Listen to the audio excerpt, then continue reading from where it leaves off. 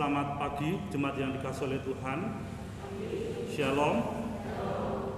Kita sungguh bersyukur pada pagi hari ini kita boleh bersama-sama kembali untuk beribadah kepada Tuhan. Dan sebelum kita memulai ibadah ini ada satu pemberitahuan untuk kita. Saya berharap ini kita bisa berjalan seterusnya untuk pembawa acara mengajak jemaat duduk dan berdiri. Mungkin tidak perlu lagi, tetapi jemaat langsung meresponinya supaya sama-sama di slide sudah ditulis lagu itu dinyanyikan dengan posisi duduk atau berdiri. Silakan Grace. Ya, ada di bagian atas ya, sebelah kanan. Tapi kalau nanti belum terbiasa untuk para pembawa acara enggak apa-apa. Tapi kita akan memulai hari ini untuk duduk berdiri langsung ada dipandu sama LCD begitu ya. Bisa nangkep ya? Oke.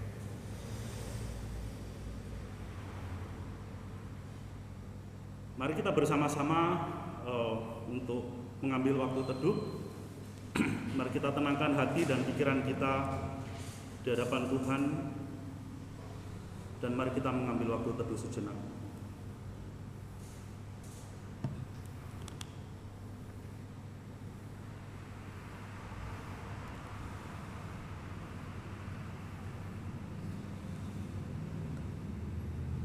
Amin. Saudara dalam kasih Tuhan, kami menyambut saudara sekalian untuk datang menghadap Tuhan.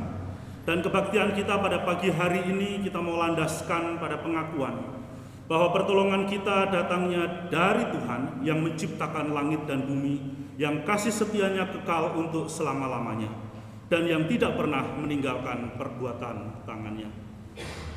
Amin. Tuhan berada di bait sucinya.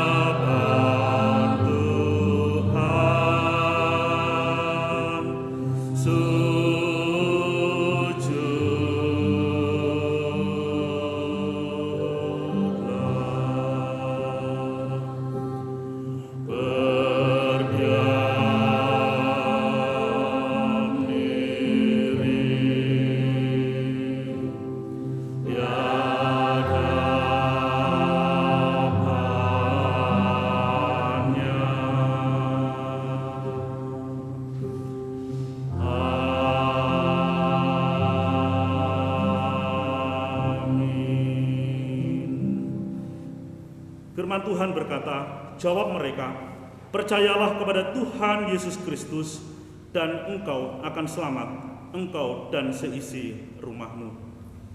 Gloria Patri.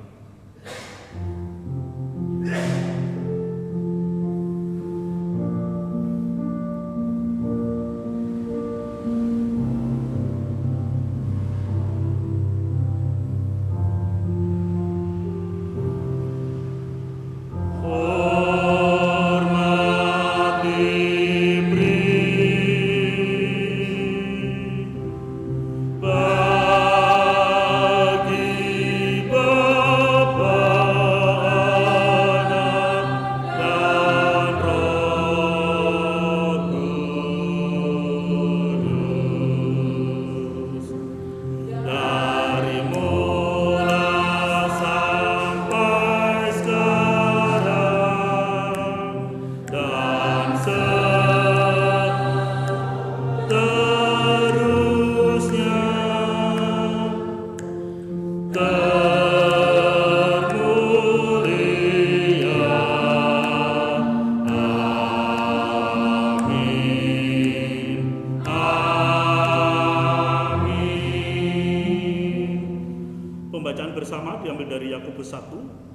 ayat 20 dan 21. Demikian, sama-sama 1, 2, 3. Akan tetapi kamu saudara-saudaraku yang kasih, bangunlah dirimu sendiri di atas dasar imanmu yang paling suci, dan berdoalah dalam Roh Kudus. Peliharalah dirimu demikian dalam kasih Allah, sambil menantikan rahmat Tuhan kita, Yesus Kristus, untuk hidup yang kekal. Amin. Mari kita meresponi pembacaan bersama dengan menaikkan pujian dari KPPK 335, sangat besar anugerahnya. Kita pujikan ketiga baitnya.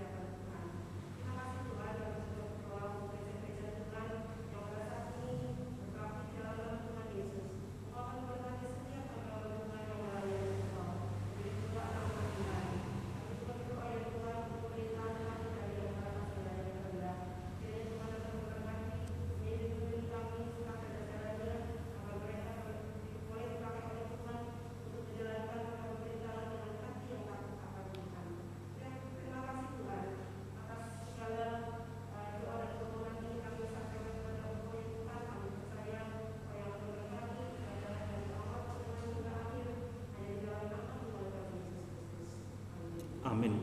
Terima kasih. Kita akan bersama-sama membaca firman Tuhan yang akan menjadi dasar renungan pada pagi hari ini yang terambil di dalam Yunus pasal 3. Kita akan membaca secara bergantian. Saya akan membaca ayatnya yang ganjil. Silakan jemaat sekalian membaca ayat yang genap. Yunus pasal 3.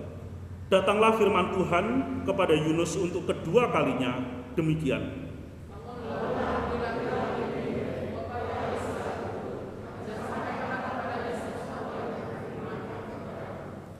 Bersiaplah Yunus lalu pergi ke Niniwe sesuai dengan firman Allah.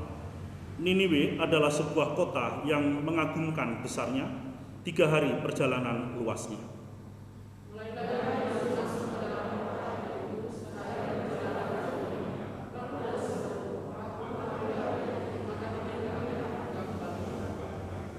Orang Niniwe percaya kepada Allah, lalu mereka mengumumkan puasa dan mereka baik orang dewasa maupun anak-anak mengenakan kain kabung.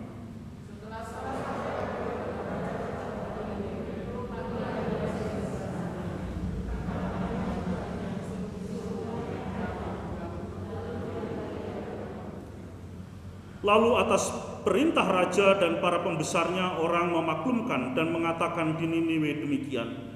Manusia dan ternak, lembu sapi dan kambing domba tidak boleh makan apa-apa, tidak boleh makan rumput dan tidak boleh minum air.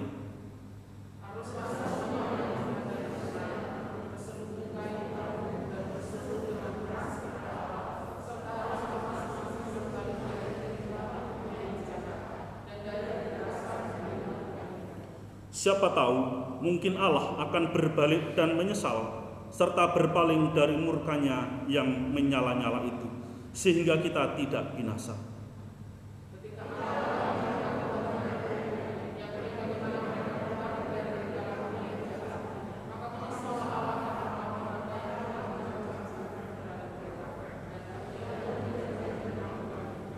Demikian firman Tuhan untuk setiap kita. Amin. Bapak Ibu yang dikasihi oleh Tuhan, pada pagi hari ini kita juga bersama-sama diberikan kesempatan untuk mempersembahkan kepada Tuhan sebagai rasa syukur kita atas segala berkat Tuhan di dalam kehidupan kita, di dalam usaha pekerjaan kita, dan juga di dalam kehidupan rumah tangga kita. Kita akan bersama-sama menyanyikan lagu Sejak Yesus di Hatiku.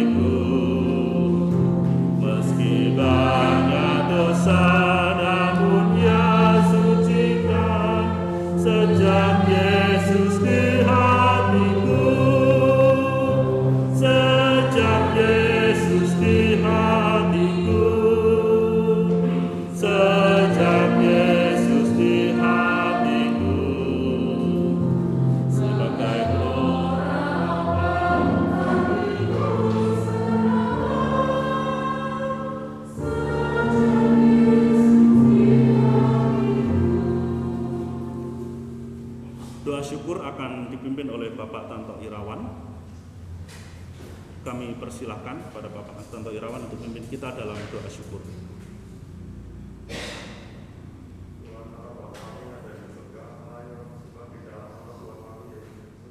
Ya,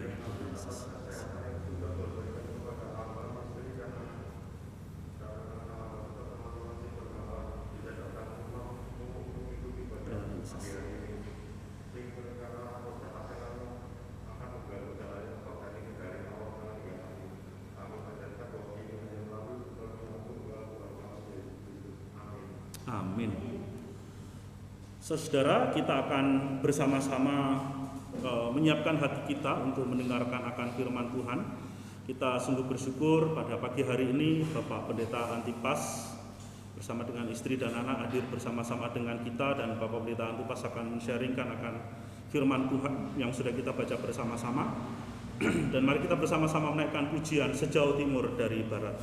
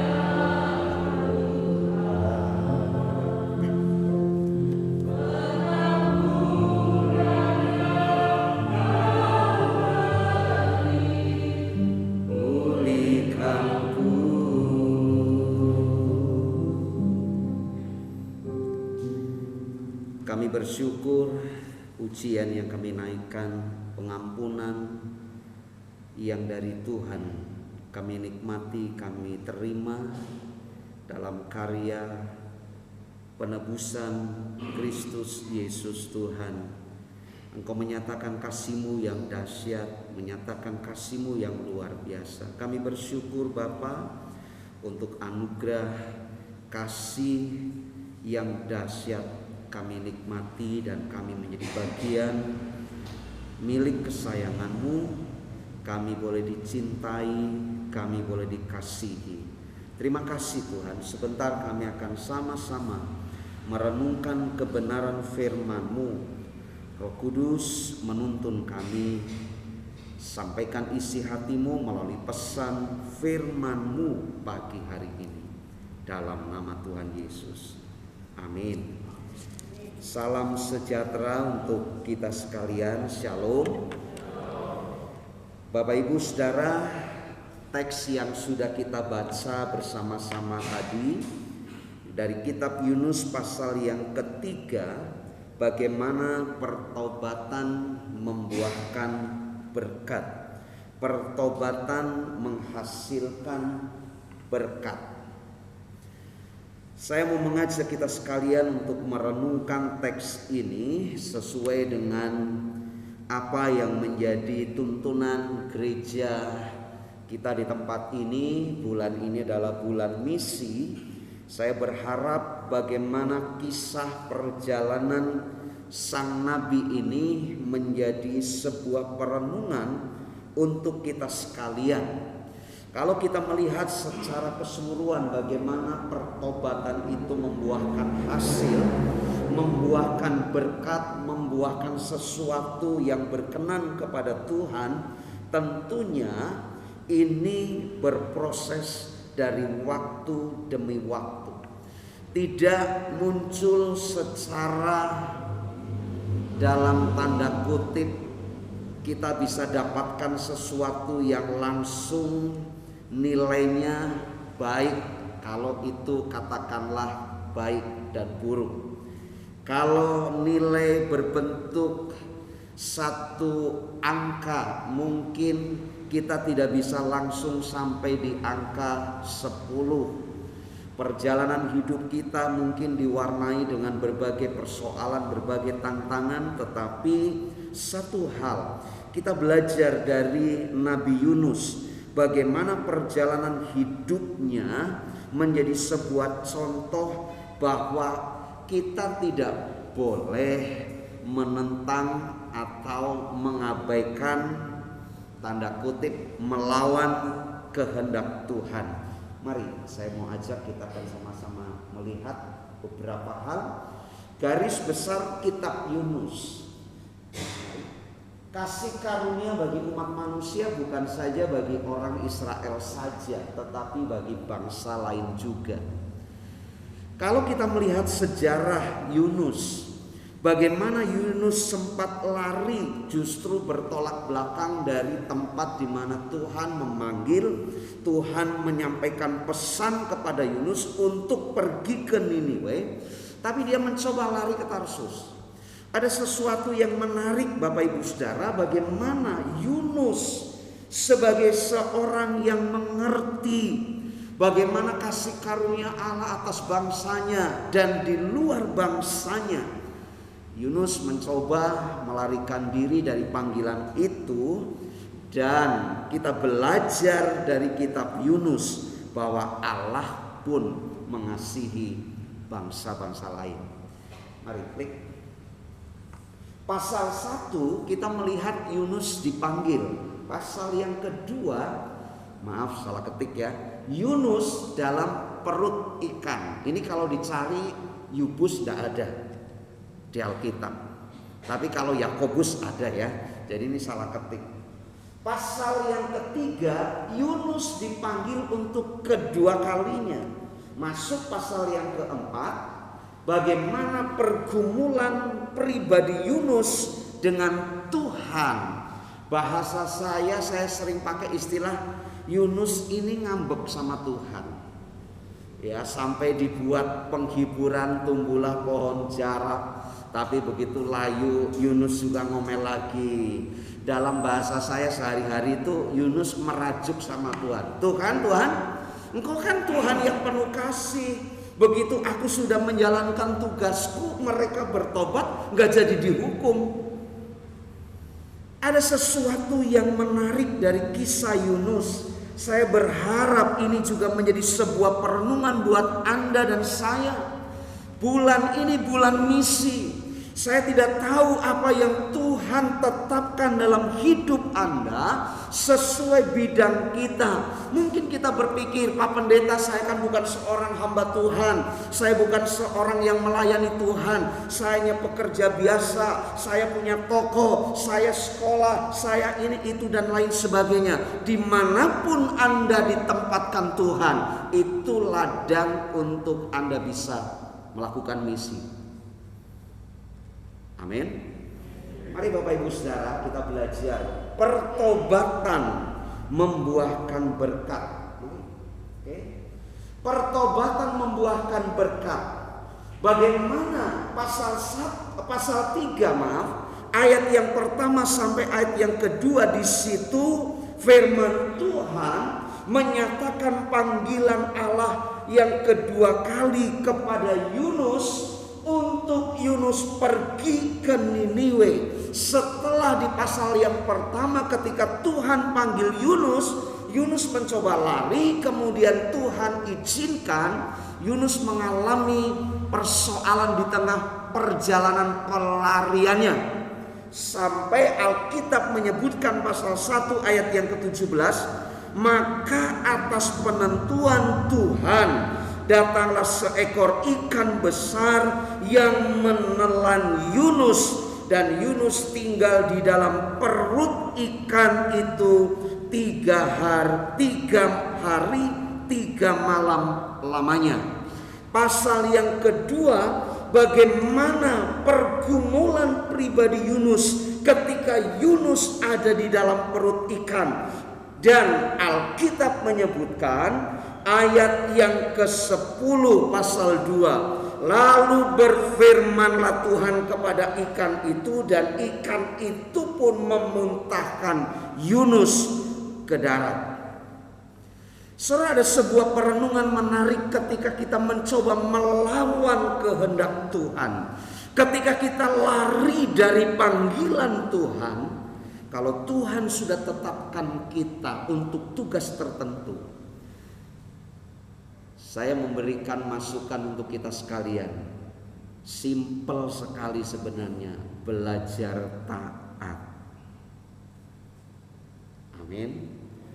Kalau kita neko-neko, justru banyak hal proses. Banyak kasus yang kita jumpai dalam hidup kita. Ketika ada sesuatu maksud Tuhan untuk membentuk hidup kita, ketika kita tidak bertahan, kita tidak taat, kita mencoba dengan pikiran kita mencoba dengan apa yang bisa aku perbuat, sesuatu yang bisa aku kerjakan, tapi ujung-ujungnya justru akan menambah deretan waktu yang panjang untuk kita bisa kembali dan hanya bisa mengikuti apa yang Tuhan mau. Kita melihat bagaimana pasal 2, di tengah-tengah persoalan yang begitu rupa Yunus mencoba lari di pasal yang pertama. Akhirnya Yunus harus ada di dalam perut ikan selama 3 hari 3 malam.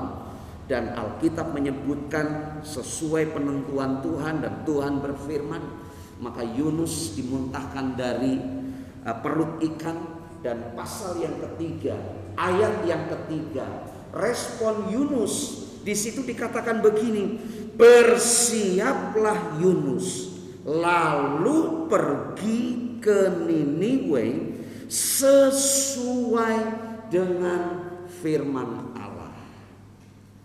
Saudara, kita akan melihat ini respon Yunus. Respon yang pertama ketika pesan Allah datang, Yunus mencoba lari dari panggilan Tuhan.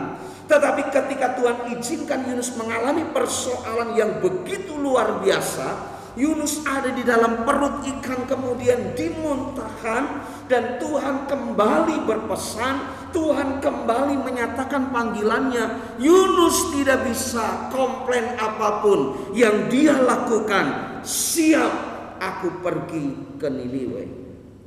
Dan saudara, ini yang menjadi sebuah perenungan buat kita di pasal yang ketiga. Bagaimana pertobatan Niniwe membuahkan berkat yang luar biasa. Kita akan lihat ada 2 hal menarik di situ. Pertobatan yang menyeluruh. Saudara perhatikan kalimat-kalimat ini, mari. Yunus pasal 3 ayat 5 sampai ayat yang ke-8 saya akan bacakan buat kita. Orang Niniwe percaya kepada Allah, lalu mereka mengumumkan puasa, dan mereka baik orang dewasa maupun anak-anak mengenakan kain kabung. Setelah sampai kabar itu kepada raja kota Niniwe, turunlah ia dari singgasananya, ditanggalkannya jubahnya, diselubungkannya kain kabung, lalu duduklah ia di abu. Perhatikan ayat 7. Lalu atas perintah raja dan para pembesarnya, orang memaklumkan dan mengatakan di Niniwe demikian, manusia dan ternak, lembu, sapi dan kambing domba tidak boleh makan apa-apa, tidak boleh makan rumput, tidak boleh minum air. Haruslah semuanya manusia dan ternak berselubung kain kabung, dan seterusnya. Kita belajar di sini Bapak Ibu Saudara bagaimana ada satu pertobatan yang luar biasa. Orang Niniwe percaya kepada Allah. Saudara, saya sempat merenungkan begini. Di panggilan yang pertama kan Yunus sempat lari. Saya sempat ada di kelas pada waktu itu, saya tidak sebut dosennya sebab barangkali nanti ke depan beliau kesini kan tidak enak saya. Tapi saya diberkati di kelas itu, dia bilang begini, Yunus sebagai seorang nabi Allah, Yunus tahu bagaimana kecintaannya, semangat membela bangsanya itu begitu rupa. Karena itu Yunus pun mengerti di pasal yang keempat, Tuhan itu penuh dengan kasih karunia. Siapapun yang datang kepada Tuhan memohon belas kasihan, Tuhan mengasihi. Ada satu kalimat di kelas pada waktu itu yang membekas sampai hari ini tidak pernah saya lupakan. Yunus saking mengertinya dan cintanya kepada bangsanya, dia tahu, dia mengerti dalam pandangan jauh ke depan bagaimana nanti Niniwe di kemudian hari akan meluluh lantakan bangsanya. Karena itu kalau Tuhan berpesan, aku akan menghukum Niniwe, kalau boleh mati semuanya dan di bumi hanguskan, supaya tidak ada peluang satu kali waktu bangsaku pun mengalami tekanan yang luar biasa. Saya coba merenungkan kalimat itu. Saudara, menarik. Bagaimana kadang-kadang kita kalau ada orang mungkin yang mendatangkan tekanan kepada hidup kita, mungkin baik dalam pekerjaan, dalam apapun. Kadang-kadang mindset kita berpikir kalau boleh orang ini begini. Jangan yang baik-baik terjadi sama dia. Karena apa? Nanti dia makin besar kepala, dia makin menekan saya, dia makin nindas saya, dia makin bikin masalah untuk saya. Kalau boleh terjadi ini, itu dan lain sebagainya. Saudara, kita belajar. Orang ini percaya kepada Allah karena pemberitaan Yunus. Saya sempat memikirkan begini. Perjalanan kota Niniwe ditempuh 3 hari perjalanan. Zaman itu kan tidak seperti sekarang ya. Apalagi dengan teknologi ya, Google Map dan lain sebagainya, kita bisa kemana saja tidak nyasar, tanda kutip, karena kadang-kadang juga nyasar gitu ya. Saya sempat itu pengalaman begitu. Saya naik di Karangkobar, Banjarnegara, cari gereja di situ, muter 3 kali. Itu ternyata gereja itu sudah kita puterin 3 kali. Akhirnya udahlah, matiin Google Map, tanya sama orang, Pak, gereja ini mana? Lah itu Pak, di situ. Lah ampun, muter 3 kali. Saudara, yang pernah ke Karangkobar, Banjarnegara, kayak apa medannya? Luar biasa itu. Niniwe ditempuh 3 hari perjalanan. Saya membayangkan Yunus jalan kaki, dia teriak-teriak, bertobat, kalau nggak bertobat Tuhan akan tunggang balikan kotamu ini. Ternyata orang-orang ketika mendengar pemberitaan Yunus, mereka percaya bahwa apa yang dikatakan Yunus, Tuhan akan berperkara. Lanjut, mengumumkan puasa anak sampai orang dewasa. Kita ini orang Kristen, kalau begitu diinformasikan ada doa dan puasa, ada 2 pilihan. Aku tak melu doanya saja, puasanya enggak. Aku ikut puasanya, doanya yang enggak. Jadi mau pilih yang mana? Mau ikut doanya, puasanya enggak, atau ikut puasanya, doanya kamu aja yang berangkat doa, aku di rumah tak puasa. Tapi ini menarik loh Bapak Ibu Saudara, orang dewasa sampai anak-anak berpuasa. Lanjut. Bahkan raja pembesar kerajaan manusia ternak, di kalimatnya salah ketik yang belibet di situ. Raja pembesar kerajaan, bahkan manusia, bahkan ternak. Manusia dan ternak berpuasa.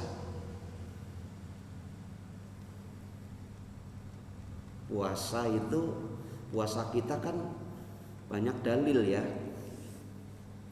Ada gereja-gereja, diantaranya di tempat kami juga banyak perdebatan doa puasa. Oh, puasa Daniel. Puasa Daniel yang gimana? Puasa nggak makan yang sedap-sedap. Yang sedap-sedap apa? Kemudian orang membuat kriteria sendiri.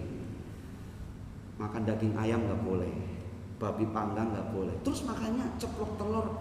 Ceplok telurnya enak, ya. Jadi makanya cuman puasa Daniel. Ada yang bilang makan pagi boleh, makan siang nggak boleh, makan malam boleh. Ada yang bilang enggak, makan pagi, nanti tahu-tahu makan sore. Sepanjang hari boleh ngemil, boleh. Yang penting jangan yang nikmat-nikmat. Kita banyak sekali definisi doa puasa. Kita memang perlu belajar dari saudara sepupu kita. Pagi hari sahur, sepanjang hari nggak makan nggak minum sampai sore. Tapi itu juga pergumulannya luar biasa. Saya sempat bagaimana mengalami puasa Esther. Ya, kalau puasa Esther kan 3 hari 3 malam nggak makan. Tapi saya sempat kaget. Saya pikir itu puasa Esther saja sudah luar biasa penderitaannya. Tapi ada yang 40 hari 40 malam tidak makan, hanya minum dan makan sup saja selama 40 hari. Karena kalau puasa 40 hari 40 malam nggak makan nggak minum, kita yang tidak terbiasa akan banyak mengalami persoalan secara kesehatan. Tetapi saya percaya karena Musa pernah melakukan, Yesus juga pernah melakukan. Jangan berpikir Yesus kan Allah. Betul dia Allah, tapi dia juga manusia. Musa mengalami itu, artinya apa? Kalau sampai terpuasa, sesungguhnya kita harus punya keyakinan kita nggak akan mati kalau cuma nggak makan 5 hari. Amin. Tapi seringkali kita banyak komplain sama Tuhan. Mari kita belajar pertobatan Niniwe, pertobatan yang menyeluruh. Bukan saja orang dewasa yang diwajibkan puasa, bukan saja manusia, tetapi raja memberi maklumat, manusia sampai ternak harus berpuasa. Persoalannya karena apa? Karena ada pesan yang dibawa oleh Yunus, bahwa kalau tidak berbalik dan tidak bertobat, Tuhan akan tunggang balikan. Nah, saya mau mengajak kita sekalian Bapak Ibu Saudara, jujur, ini menjadi sebuah perenungan kita bersama. Baik Bapak Ibu Saudara ada di gereja di tempat ini, kami pun sedang memikirkan. Seringkali kita untuk melakukan pertobatan yang menyeluruh, mulai dari pemimpin sampai seluruh anggota yang ada, memang sulit. Betul. Tetapi mari kita belajar. Pertobatan yang membuahkan berkat adalah pertobatan yang menyeluruh. Memang ini bicara kategori manusia, dewasa, anak, bahkan sampai kepada ternak. Artinya tidak ada satupun yang tidak berdoa dan berpuasa pada waktu itu. Tetapi mari untuk kita hari ini, kadang-kadang pertobatan kita nggak menyeluruh. Ada sebuah gojekan, karena si A terlalu pelit, kikir, kemudian ditanya, ini guyon Bapak Ibu Saudara, ini kemungkinan waktu baptis nggak tenggelam semuanya. Karena itu dompetnya nggak ikut dibaptis. Ada gojekan begitu. Ada lagi orang yang pikirannya selalu negatif, pikirannya yang jelek-jelek.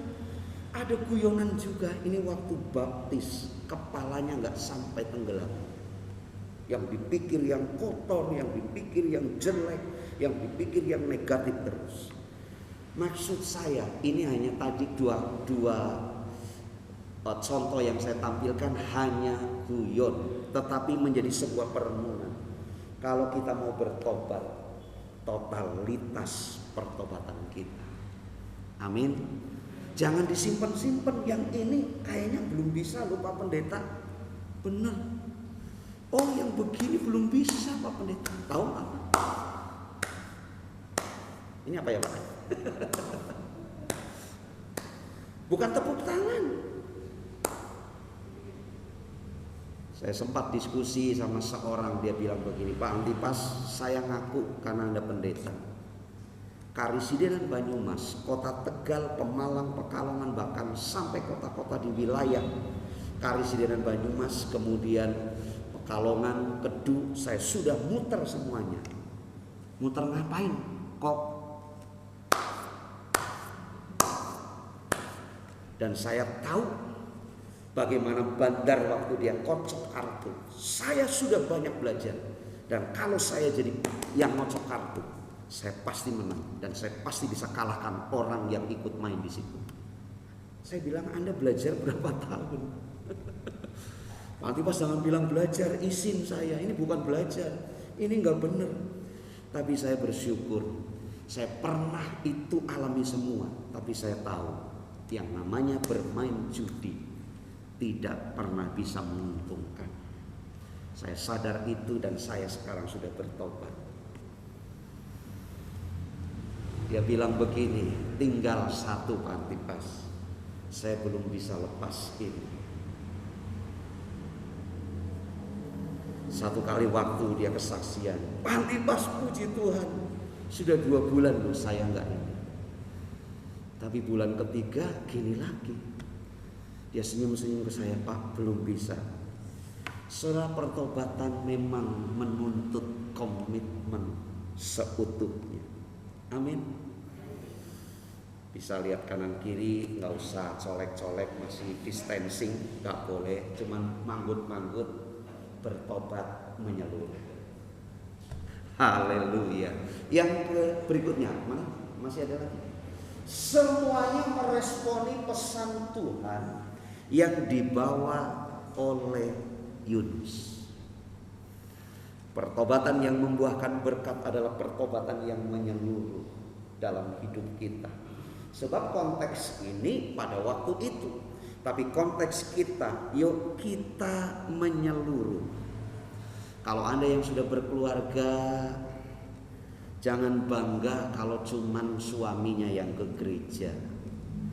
Jangan diem-diem kalau cuman istrinya yang ke gereja. Nggak apa-apa Pak, wis nang omah bae Pak. Kowe nek nang gereja malah jangan bikin masalah. Wis aku sing ke gereja aja. Jangan bangga begitu. Justru kita harus bawa keluarga kita menyeluruh. Ini bicara lebih luas lagi.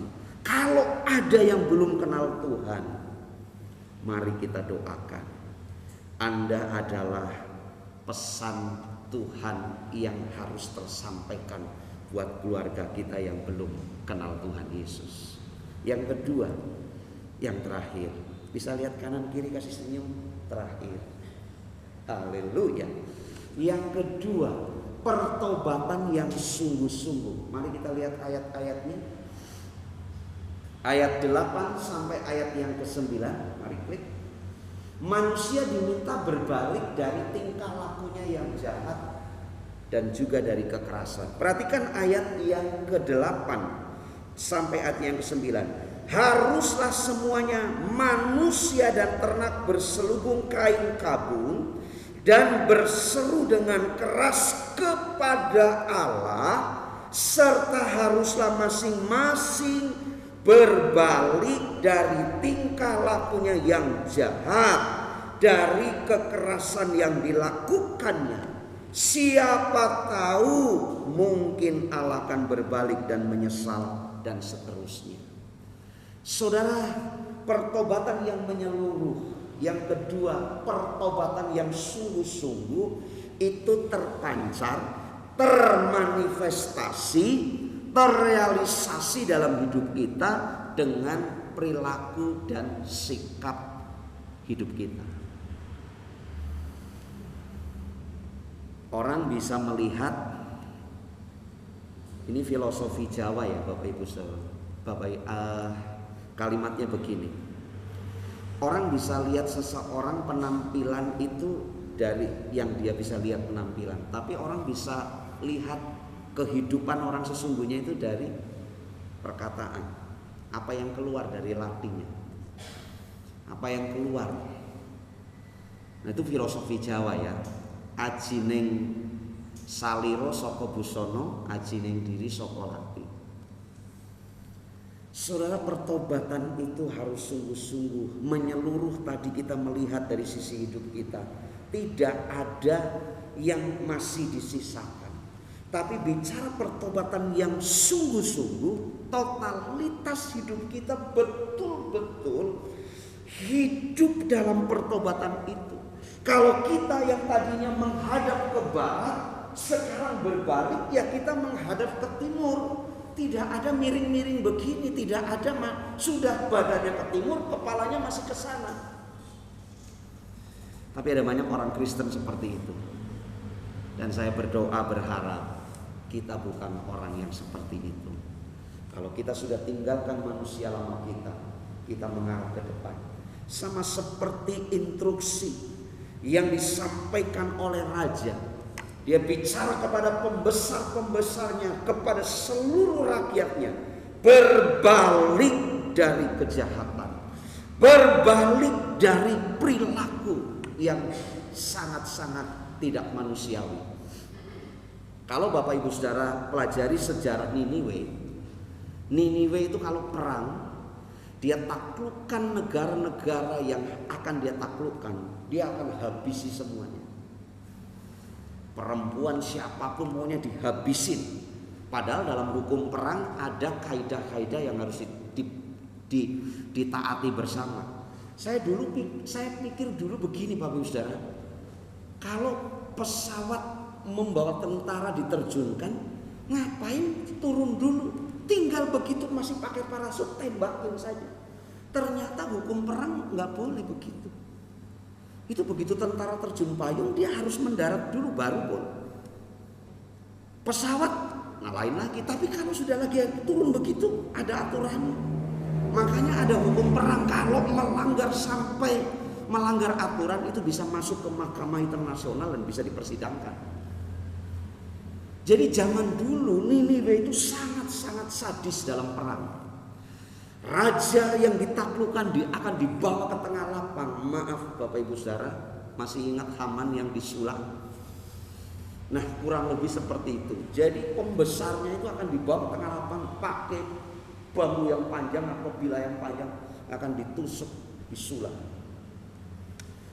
Dan seluruh pertanian, gandum dan semuanya itu akan dibakar habis. Itu cara perang Niniwe. Sadis sekali, tetapi luar biasa.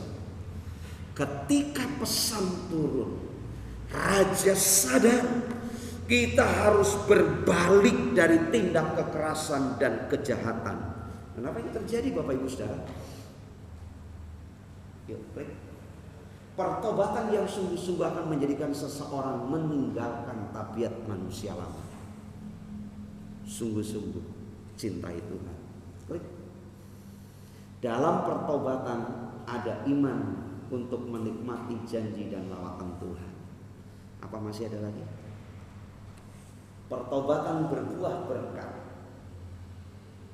Pasal 3 ayat yang ke-10. Saya akan bacakan. Ketika Allah melihat perbuatan mereka itu, yakni bagaimana mereka berbalik dari tingkah lakunya yang jahat, maka menyesallah Allah karena malapetaka yang telah dirancangkannya terhadap mereka, dan ia pun tidak jadi melakukannya.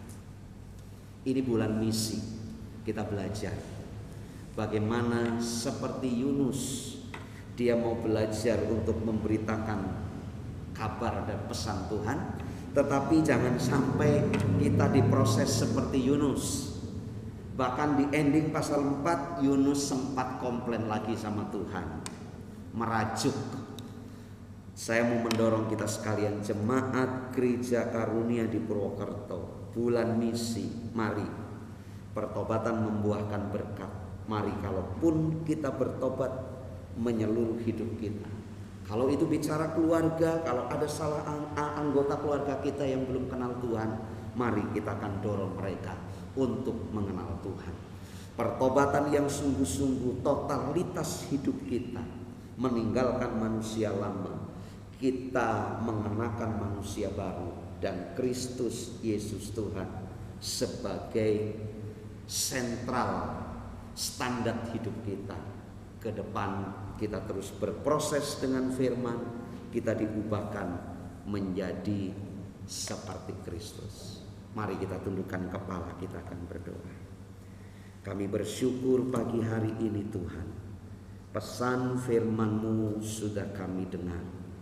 Kami mau belajar menyikapi bahwa pertobatan yang membuahkan berkat adalah pertobatan yang menyeluruh dalam hidup kami.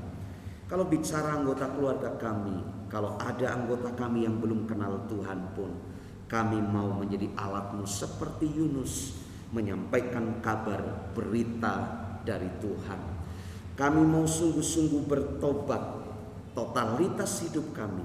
Kami tanggalkan manusia lama kami mengenakan manusia baru, karena sesungguhnya kami adalah ciptaan baru dalam Kristus Yesus Tuhan. Diberkati setiap kami, terpujilah Engkau dalam nama Tuhan Yesus. Mari sama-sama kita katakan amin. Tuhan Yesus memberkati.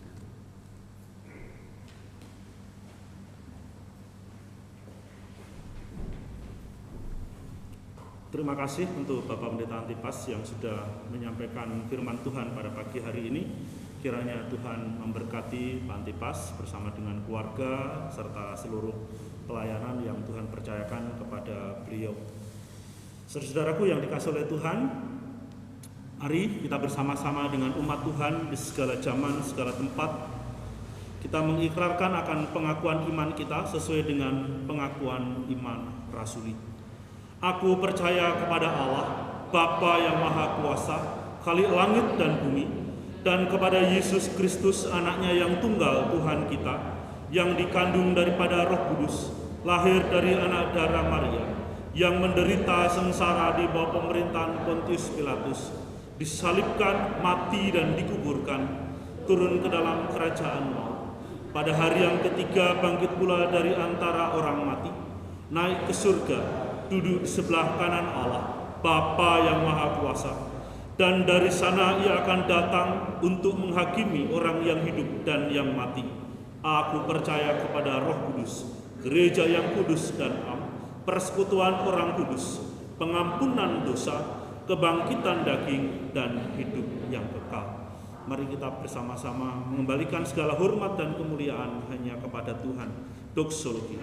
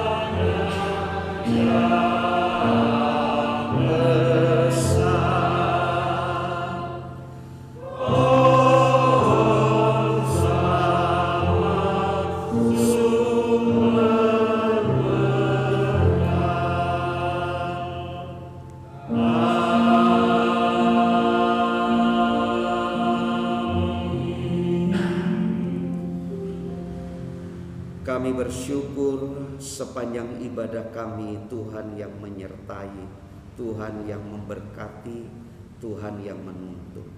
Kami akan akhiri ibadah kami kembali ke rumah kami masing-masing dalam berkat perlindungan Tuhan. Terimalah kasih karunia dari Allah Bapa di surga, kasih sayang di dalam Kristus Yesus Tuhan kita, penyertaan dan tuntunan Roh Kudus menyertai kita sekalian dari hari ini sampai selama-lamanya. Amin, amin, amin.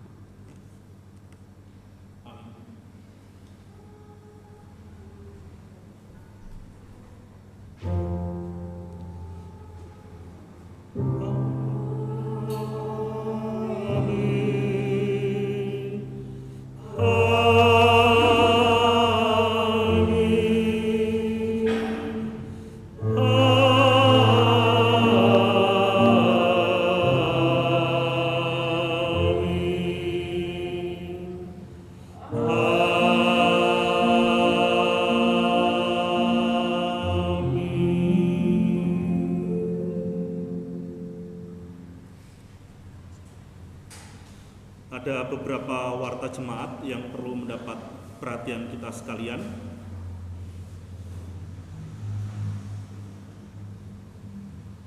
Untuk liturgi seminggu depan, Evangelis Rita Purwanto, doa syafaat Saudari Leni, doa syukur Ibu Kamisa, LCD Saudari Siska, dan pemusiknya Novita kembali, betul ya? Iya. Dan yang khotbah saya. Dan sekali lagi kami atas nama hamba Tuhan dan juga majelis dan jemaat sekalian mengucapkan terima kasih untuk pelayanan Bapak Pendeta untuk pas hari ini. Kiranya Tuhan memberkati. Jemaat, mari kita bersama-sama menyanyikan lagu Immanuel sambil kita memberikan salam kepada saudara-saudari kita sekalian.